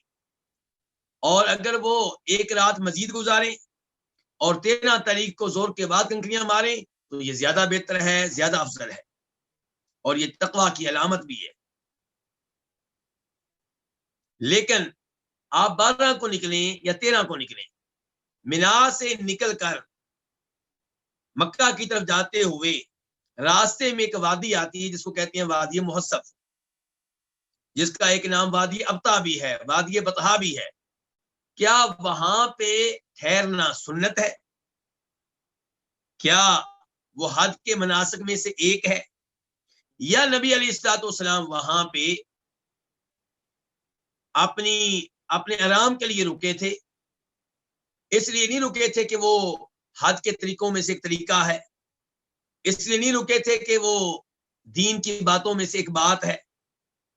تو آپ دینی طور پہ وہاں اترے تھے، پڑاؤ ڈالا تھا، یا دنیاوی طور پہ؟ تو وہاں پہ رکنا اب ہمارے لیے سنت ہے یا سنت نہیں ہے، یہ مسئلہ یہاں پہ بیان کرنے لگے۔ النزول بالمحصب، تو وادی محصب میں کیا کرنا؟ وہاں پہ پڑاؤ ڈالنا، وہاں پہ ٹھہرنا۔ حدیث نمبر کیا؟ 853۔ بلکہ آگے بڑھنے سے پہلے یہ بتا دوں، اختلاف بتا دوں اس میں، کہ جناب عبداللہ بن عمر رضی اللہ عنہما اس چیز کو نبی علیہ السلام کی سنت قرار دیا کرتے تھے۔ وہ اس کو کیا سمجھتے تھے؟ سنت سمجھتے تھے۔ اور ان کے آزاد کردہ غلام نافع بھی ایسا ہی کرتے تھے۔ نافع عبداللہ بن عمر کے آزاد کردہ غلام بھی ہیں، ان کے شاگرد بھی ہیں، اور کہا کرتے تھے کہ نبی علیہ الصلوۃ والسلام نے بھی یہاں پہ پڑاؤ ڈالا، اور آپ کے بعد آنے والے خلفاء نے بھی یہی کام کیا، ابو بکر عمر نے بھی یہی کام کیا، تو پھر یہ سنت ہے۔ ان کے کہنے کا مطلب یہ تھا۔ لیکن جناب عبداللہ بن عباس اور ام المؤمنین عائشہ کی یہ رائے تھی کہ یہ سنت نہیں ہے، آپ یہاں پہ دینی طور پہ نہیں اترے، یہ دنیاوی معاملہ تھا، آرام کرنے کے لیے رکے ہیں، آرام کرنے کے لیے آپ وہاں پہ ٹھہرے ہیں۔ اور آپ علیہ السلام جب وہاں ٹھہرے تھے تو آپ نے وہیں پہ زور کی نماز ادا کی تھی، پھر عصر کی، پھر مغرب کی، پھر عشاء کی، بلکہ رات کو ادھر گزاری تھی، اور پھر آپ نے بیت اللہ میں پہنچ کے الوداعی طواف کیا تھا، اور پھر مکہ روانہ ہو گئے تھے۔ اور یہی وہ رات ہے نا جس رات جناب عائشہ نے تنعیم والا عمرہ کیا تھا۔ تو اب حدیث نمبر 853 قاف، اس حدیث کے بیان کرنے پہ اتفاق ہے کس کا؟ امام بخاری کا اور امام مسلم کا۔ عن ابن عباس رضی اللہ عنہما، روایت ہے کس سے؟ عبداللہ ابن عباس سے، قال وہ کہتے ہیں لیس التحصیب بشیء، وادی محصب میں پڑاؤ کرنا یہ کچھ بھی نہیں ہے، یعنی کہ یہ دین نہیں ہے، یہ آپ علیہ السلام کی سنت نہیں ہے۔ انما هو منزل نزلہ رسول اللہ صلی اللہ علیہ وسلم، یہ تو پڑاؤ ڈالنے کی جگہ ہے، ٹھہرنے کی جگہ ہے جہاں اللہ کے رسول ٹھہرے تھے، یعنی کہ یہ کوئی دین نہیں ہے، یہ کوئی حج کے طریقوں میں سے کوئی طریقہ نہیں ہے، حج کی سنتوں میں سے کوئی سنت نہیں ہے، یہ تو ایک جگہ تھی، ایک مقام ہے ٹھہرنے کا، وہاں ٹھہر گئے، آرام کرنے کی جگہ ہے، آپ نے وہاں پہ آرام کر لیا۔ اس کے بعد حدیث نمبر 854 قاف، اس حدیث کے بیان کرنے پہ اتفاق ہے کس کا؟ امام بخاری امام مسلم کا۔ عن عائشہ رضی اللہ عنہا قالت، ام المؤمنین عائشہ رضی اللہ عنہ سے روایت ہے، وہ کہتی ہیں انما کان منزل ینزلہ النبی صلی اللہ علیہ وسلم، کہ ایک جگہ تھی، پڑاؤ ڈالنے کی جگہ تھی جہاں نبی علیہ السلام نے پڑاؤ ڈالا۔ یہ کس کے بارے میں بات کر رہی ہیں؟ وادی محصب کے بارے میں، کہ یہ کہہ رہی ہیں کہ پڑاؤ ڈالنے کی جگہ تھی جہاں نبی علیہ السلام نے پڑاؤ ڈالا۔ کیوں آپ نے پڑاؤ ڈالا؟ لیکون اسمح لخروجہ، تاکہ یہاں پہ پڑاؤ ڈالنا، یہاں پہ ٹھہرنا آپ کے نکلنے کے اعتبار سے آسان ہو جائے۔ کہاں نکلنے کے اعتبار سے؟ مدینہ کی جانب نکلنے کے اعتبار سے، ان کے وہاں ٹھہرے تاکہ آپ کے صحابہ کرام بھی ادھر پہنچ جائیں، سب ادھر آرام کریں، اور پھر وہاں سے آپ نکلیں اور طواف کریں اور پھر مدینہ نکل جائیں، تو یہ آپ کے لیے آسان تھا۔ تانی ام المؤمنین عائشہ مراد دیتی ہیں بالابطح، یعنی کہ ابطح میں جو آپ نے پڑاؤ ڈالا تھا، وادی محصب میں جو آپ نے پڑاؤ ڈالا تھا، آپ ٹھہرے تھے، وہ کہتی ہیں کہ یہ تو ایک آرام کرنے کی جگہ تھی جہاں پہ آپ نے آرام کیا، اور اس لیے بھی آرام کیا کہ یہاں سے نکلنا آپ کے لیے کیا تھا؟ زیادہ آسان تھا۔ تو پھر کیا پتہ چلا کہ عبداللہ ابن عباس اور جناب عائشہ کے نزدیک وادی محصب میں ٹھہرنا یہ کوئی سنت نہیں ہے، یہ آرام کے لیے آپ رکے تھے، جس کو ضرورت ہو آرام کرنے کی وہ یہاں پہ آرام کر لے یا آگے کسی اور جگہ آرام کر لے، اس میں کوئی حرج نہیں ہے۔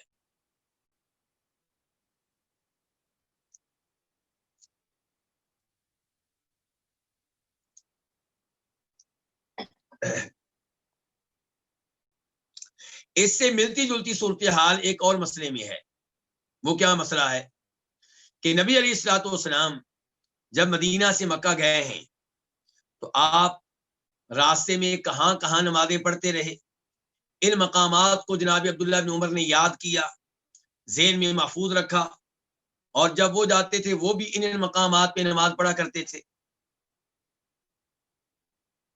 جبکہ ان کے برعکس ان کے والد جناب عمر فاروق ان لوگوں کو ڈانٹا کرتے تھے جو اس جگہ نماز پڑھنے کی کوشش کرتے تھے جہاں پہ نبی علیہ السلام نے نماز پڑھی ہے، اور کہا کرتے تھے کہ اگر وہاں پہ نماز کا وقت ہو جائے تو نماز پڑھو، لیکن اگر وہاں پہ نماز پڑھنے کا وقت نہ ہو تو اسپیشلی وہاں پہ نماز پڑھنے کی کوشش نہ کرو۔ مقصد یہ تھا کہ وہ مقامات جہاں پہ نبی علیہ السلام نے نمازیں پڑھی ہیں وہ دو طرح کی ہیں، ایک وہ جہاں پہ آپ قصدن نماز پڑھنے کے لیے گئے، ارادتاً نماز پڑھنے کے لیے گئے، اور ایک وہ جگہ جہاں پہ آپ نے اتفاقاً نماز پڑھ لی، اس جگہ کا آپ نے قصد نہیں کیا، اس جگہ کا آپ نے ارادہ نہیں کیا۔ تو عمر فاروق کہتے تھے کہ وہاں پہ آپ نے جو نمازیں پڑھی ہیں وہ اتفاقاً پڑھی ہیں، تو آپ نے اتفاقاً پڑھی، ہم قصدن کیوں پڑھیں؟ آپ کی پیروی عمل میں بھی کریں اور نیت میں بھی کریں۔ آپ نے وہاں پہ نماز قصدن پڑھی یا اتفاقاً؟ اتفاقاً گزر رہے تھے، نماز کا ٹائم ہو گیا، وہاں پہ نماز پڑھ لی آپ نے۔ ایسا نہیں ہے کہ اس جگہ کو آپ نے اہمیت دی اور وہاں پہ نماز پڑھی۔ اچھا مسجد قباء میں آپ نے نماز اتفاقاً پڑھی کہ قصداً پڑھی؟ وہاں پہ آپ نے قصداً پڑھی ہے. وہاں پہ ہم بھی مسجد نبوی سے جائیں، اپنے ہوٹل سے جائیں، گھر سے جائیں، وضو کر کے جائیں، قصداً پڑھیں، آپ کی پیروی کریں گے. لیکن جہاں پہ آپ نے اتفاقاً نماز پڑھی ہم وہاں پہ قصداً پڑھیں تو پھر ہم آپ کی اتباع نہیں کر رہے. بظاہر اتباع ہے عمل میں، لیکن حقیقت میں اتباع نہیں ہے. جناب عمر فاروق کہا کرتے تھے کہ تم سے پہلی قومیں ایسی حرکتوں کی وجہ سے ہلاک ہو گئیں کہ انہوں نے اپنی انبیاء کرام علیہ الصلوۃ والسلام کے آثار اور نشانات قدم کو عبادت کی جگہ بنا لیا تھا. ان کے یہ الفاظ آپ کو مصنف ابن ابی شیبہ میں مل جائیں گے.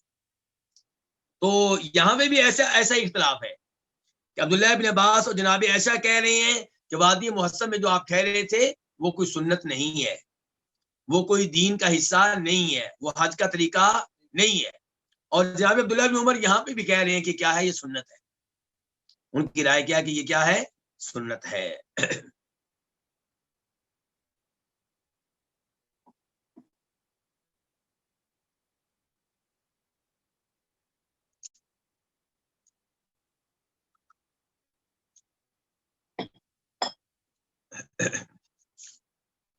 باب نمبر 11، باب ما یقتل المحرم من الدواب. یہ باب ہے ان جانوروں کے بارے میں جن کو محرم قتل کرے گا. یعنی کہ وہ شخص جو حالت احرام میں ہے اس کو حالت احرام میں شکار کرنے کی اجازت ہے؟ بالکل اجازت نہیں ہے. لیکن کئی جانور ایسے ہیں جن کو محرم، یعنی کہ محرم وہ آدمی جو حالت احرام میں ہے، جو حج کی نیت کر کے حج میں داخل ہو چکا ہے، جو عمرے کی نیت کر کے عمرے میں داخل ہو چکا ہے، اس کو کیا کہتے ہیں، محرم. تو محرم جن جانوروں کو قتل کر سکتا ہے. تو حدیث نمبر کیا 855 855 قاف. اس حدیث کے بیان کرنے پہ اتفاق ہے کس کا؟ امام بخاری کا اور امام مسلم کا. ان عبداللہ ابن عمر رضی اللہ عنہما، روایت ہے جناب عبداللہ بن عمر رضی اللہ عنہما سے، ان رسول اللہ صلی اللہ علیہ وسلم قال، بے شک رسول اللہ صلی اللہ علیہ وسلم نے فرمایا، خمس من الدواب، 5 طرح کے جانور ہیں، من قتلہن وہو محرم، جو ان کو قتل کرے اس حال میں کہ وہ حالت احرام میں ہو تو فلا جناح علیہ، اس پہ کوئی گناہ نہیں ہے. العقرب بچھو، والفأرۃ چوہا، والکلب العقور بولا کتا جو پاگل ہو جاتا ہے اور کاٹنا شروع کر دیتا ہے، والغراب اور کوا، والحداۃ اور چیل. یہ 5 ایسی چیزیں ہیں ان کو فاسق بھی کہا گیا ہے، تکلیف دینے والی، لوگوں کو تنگ کرنے والی ہیں. مثال کے طور پہ چوہا کیا کرتا ہے، اس کی وجہ سے گھر میں آگ لگ جاتی ہے. پرانے زمانے میں چراغ ہوتے تھے دھاگے والے، تیل کے ساتھ چلتے تھے، روشنی کرتے تھے رات کو، تو یہ چوہا آتا اور اس وہاں کو ایسی حرکت کرتا کہ وہ آگ لگ جاتی. بولا کتا ہے وہ کاٹتا ہے. عقرب کا بھی پتہ ہے سب کو کس میں زہر ہے اور یہ بھی کاٹتا ہے. غراب جو ہے کوا، اس کے بھی کئی نقصانات ہیں. مثال کے طور پہ اگر اس کو کوئی اونٹ کہیں پہ اکیلا مل جائے تو یہ اس کی پشت پہ چونچے مار کے اس کو زخمی کرنے کی کوشش کرتا ہے. اور ہدا چیل بھی گوشت کو اٹھانے کی کوشش کرتی ہے. تو ان کے نقصانات ہیں، تو آپ نے ان کو قتل کرنے کی اجازت دے دی ہے، حتیٰ کہ حالت احرام میں بھی. ان کے حالت احرام کے علاوہ تو قتل کر ہی سکتے ہیں، حالت احرام میں بھی آپ ان کو قتل کر سکتے ہیں. وفی روایت لمسلم، اور مسلم شریف کی ایک روایت میں ہے، فی الحروم والاحرام، کہ آپ نے فرمایا کہ جو ان کو قتل کرے حالت احرام میں، وفی الحرومی، اور ان مقامات پہ جو قابل تعظیم ہیں، مینا میں، مزدلفہ میں، اور یعنی کہ اس کے علاوہ جو مکہ کا حدود حرم ہے، جو ان مقامات میں ان کو قتل کرے اور حالت احرام میں قتل کرے جائز ہے، کوئی گناہ نہیں ہے. ان کے مکہ کا جو حدود حرم ہے اس میں شکار کرنا جائز نہیں ہے، اور حالت احرام میں بھی شکار کرنا جائز نہیں ہے، چاہے آپ حدود حرم میں ہو چاہے حدود حرم سے باہر. لیکن یہ جو 5 چیزیں ہیں، ان کو قتل کرنا، ان کو مارنا، ان کو ہلاک کرنا جائز ہے، چاہے آپ حالت احرام میں ہو چاہے آپ حدود حرم میں ہو. یہ لفظ جو ہے فی الحرومی، اس کو اس طرح بھی پڑھا گیا فی الحرامی، اور یہ زیادہ واضح ہے فی الحرمی والحرامی. فی الحرم، حرم سے مراد مکہ کا حرم، مکہ کا حرم ایریا، وہ ایریا جس کو آپ نے قابل احترام قرار دیا ہے.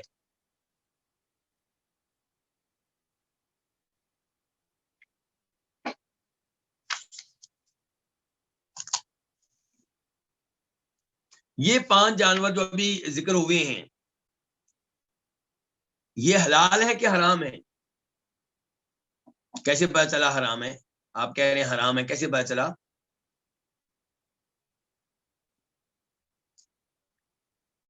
آپ کا جواب بالکل ٹھیک ہے. یہ بڑا اہم اصول ہے. شریعت نے جن چیزوں کو قتل کرنے کا حکم دیا ہے وہ چیزیں حلال نہیں ہیں. اگر حلال ہوتی تو شریعت ان کو مارنے کا حکم نہ دیتی. یہ کہتی کہ جب ضرورت ہو تم ان کو ذبح کر کے کھا سکتے ہو، لیکن یہاں پہ ان کو مارنے کا حکم دیا جا رہا ہے. جن چیزوں کو شریعت نے مارنے کا حکم دیا وہ ہمارے لیے حلال نہیں ہے. اور یہ جو حدیث میں کہا گیا الکلب العقور، بولا کتا، علماء کے نام کہتے ہیں یہی حکم ہوگا ان جانوروں کا جو بولے کتے کی طرح انسان کو کاٹتے ہیں، کھاتے ہیں. مثال کے طور پہ شیر، چیتا اور خنزیر، جو بھی انسان پہ حملہ کرتے ہیں. اس کے بعد حدیث نمبر 856 856 میم. اس حدیث کو روایت کرنے والے امام کون سے امام ہیں؟ امام مسلم. عن عبد الله بن مسعود رضی اللہ عنہ ان رسول اللہ صلی اللہ علیہ وسلم امر محرما بقتل حیۃ بمنا.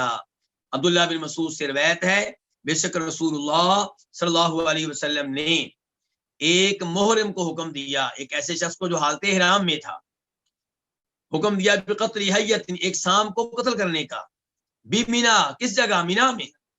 تو مینا میں وہ بطور حاجی تھا، حج کی نیت کی ہوئی تھی، تلبیہ پڑا ہوا تھا، حالت احرام میں تھا. تو آپ نے اس کو حکم دیا، ایک سانپ کو مارنے کا سانپ نظر آیا، آپ نے کہا اس کو مار دو. تو اس سے کیا پتا چلا کہ سانپ کو حالت احرام میں مار سکتے ہیں، اور یہ بھی پتا چلا کہ حدود حرم میں مار سکتے ہیں، کیونکہ مینا حرم کا ایریا ہے. اس کے بعد باب نمبر 12 باب فضل الصلاۃ فی المسجد الحرام، مسجد حرام میں نماز ادا کرنے کی فضیلت. یہاں پہ کتاب کے مؤلف کو حدیث لے کر نہیں آئے، لیکن کہتے ہیں کہ جو حدیثیں 2 پہلے گزر چکی ہیں وہ آپ دیکھ لیں، حدیث نمبر 369 اور 370. اب میں وہ دیکھتا ہوں، مختصر طور پہ اس کا خلاصہ آپ کو بتا دوں گا.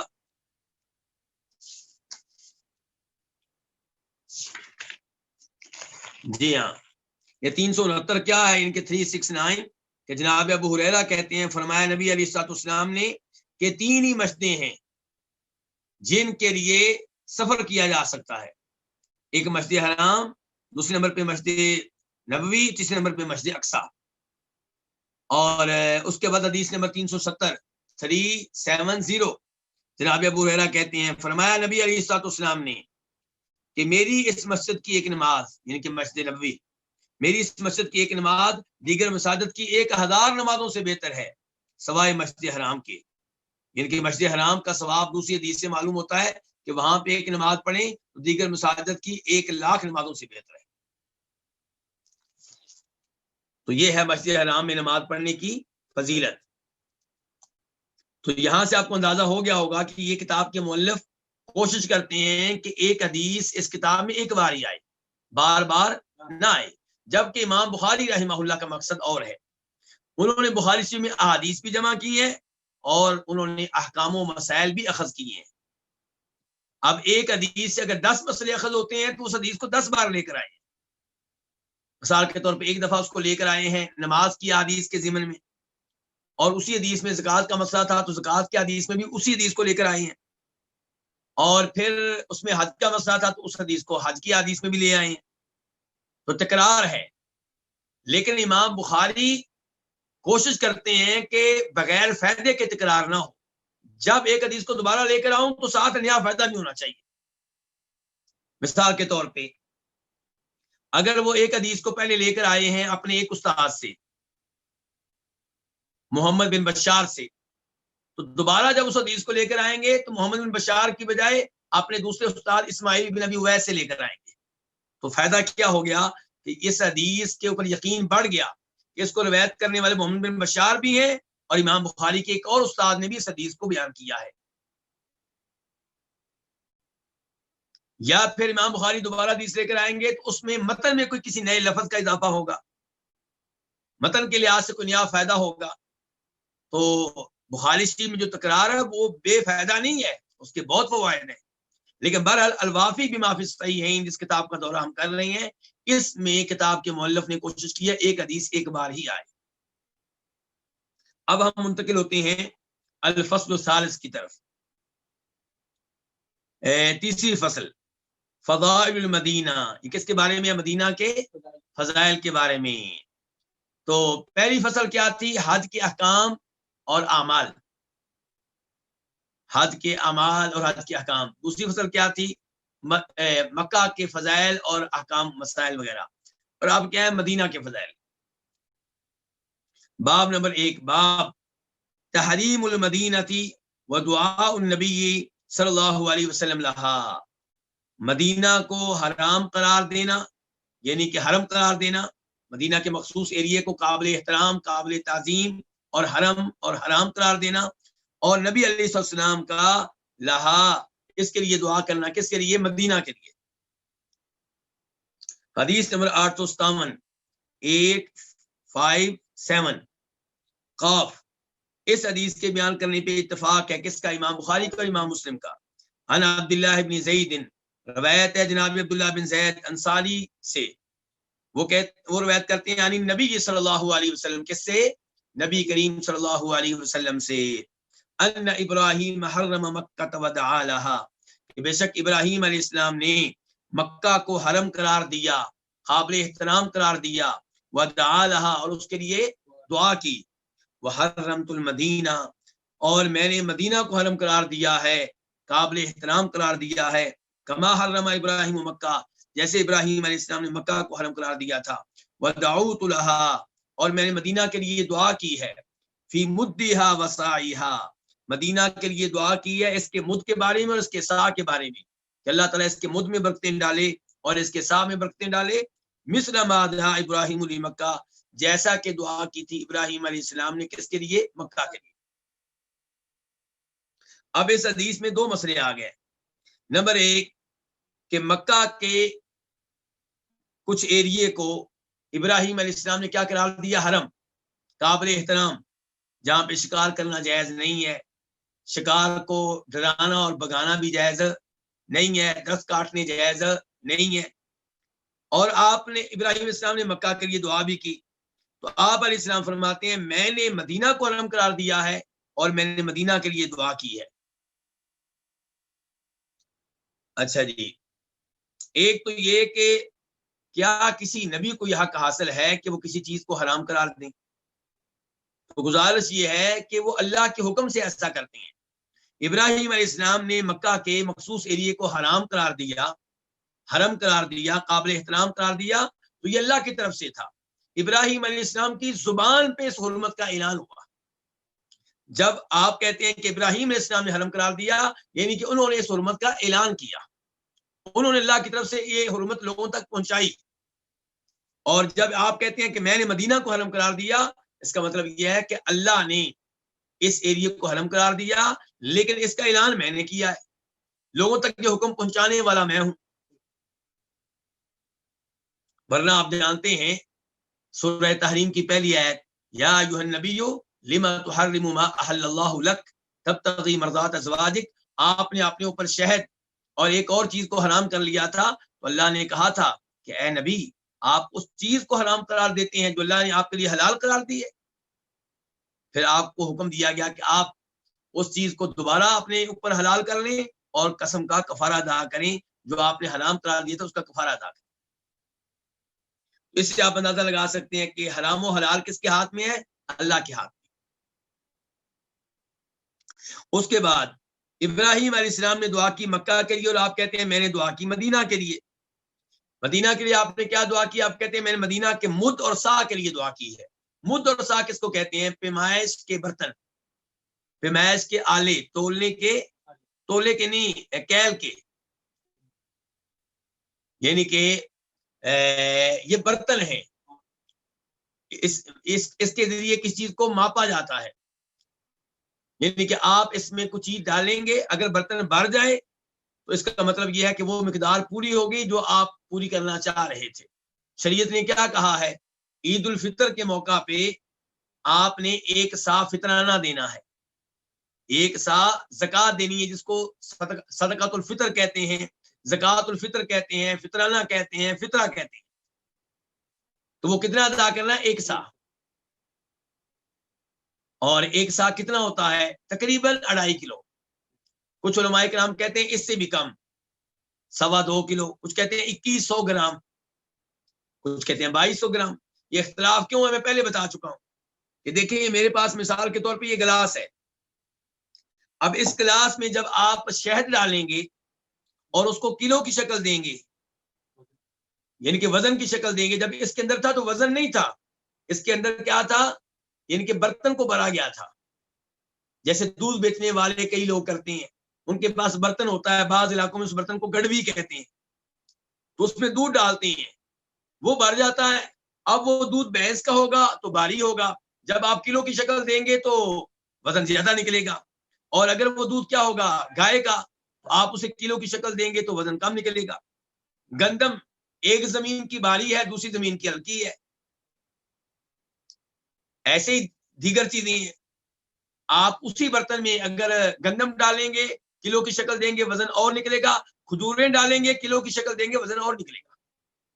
تو یہ بنیادی طور پہ کیا ہوتے ہیں؟ برتن ہوتے ہیں۔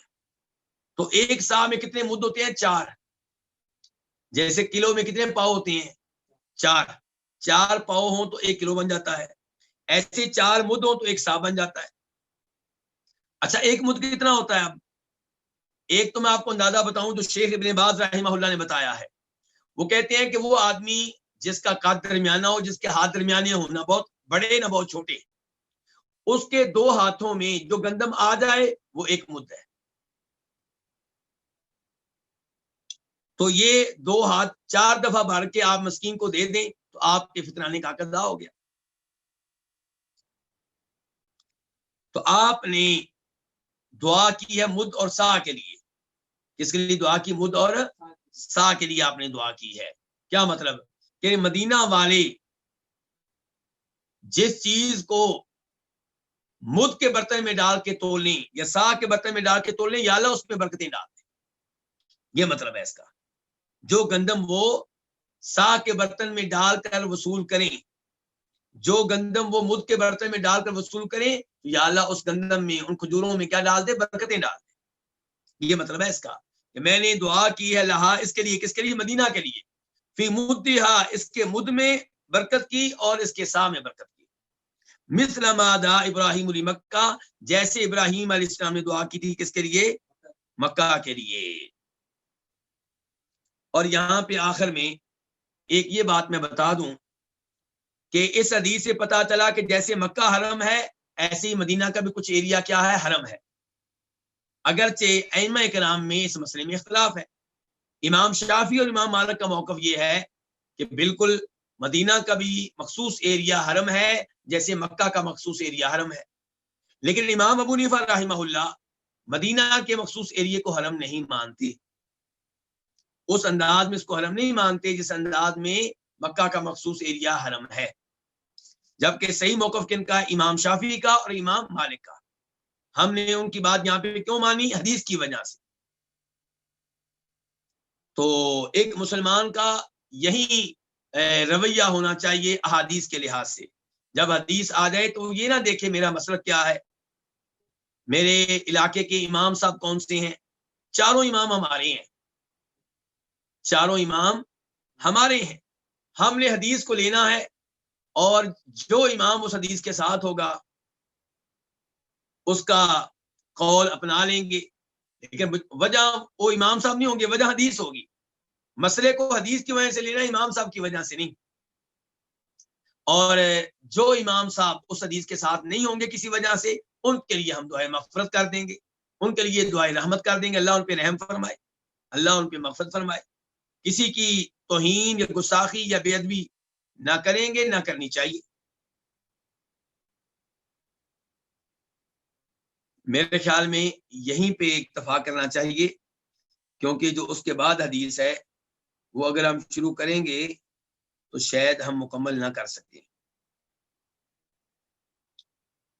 یہیں پہ اکتفا کرتے ہیں۔ اللہ رب العزت سے دعا ہے اللہ رب العزت یہ احادیث ہم نے سمجھنے کی توفیق عنایت فرمائے، اور مکہ اور مدینہ سے متعلقہ، حج عمرے سے متعلقہ یہ احکام و مسائل جاننے کی توفیق دے، اور یہ پیغام دوسروں تک پہنچانے کی توفیق دے، اور اللہ تعالیٰ ہمیں شیطان کے وسوسوں سے محفوظ رکھے، جس کی کوشش ہوگی کہ ہم یہ دورہ ترک کر دیں اور یہ احادیث کا دورہ درمیان میں چھوڑ دیں۔ لیکن اللہ سے دعا کرتے ہیں کہ اللہ تعالیٰ ہمیں اخلاص دے اور ہماری نیت صاف فرمائے اور ہمارے اس عمل کو قبول فرمائے، اور شیطان کے حملوں سے ہمیں محفوظ رکھے۔ آپ سب کا شکریہ کہ آپ اپنا قیمتی وقت دیتے ہیں۔ میری ڈھیروں دعائیں آپ کے لیے اور ان ساتھیوں کے لیے جو اس دورے کی کامیابی کے لیے محنت کرتے ہیں اور کوشش کرتے ہیں کہ یہ پروگرام جو ہے اس کی اچھی ریکارڈنگ ہو، پھر اس کو نشر کرتے ہیں، گروپوں میں دیتے ہیں اور بہت اس کے اوپر محنت کرتے ہیں۔ اور شیخ شمس الزمان حفیظہ اللہ کو اللہ جزائے خیر دیں جو اس کے نگران ہیں، اور جس مرکز سے، سینٹر سے وہ منسلک ہیں، اس سینٹر کے ذمہ داران کو بھی اللہ تعالیٰ جزائے خیر دے۔ جزاکم اللہ خیرہ، وصلی اللہ تعالی علی نبی محمد وآلہ وصحبہ اجمعین۔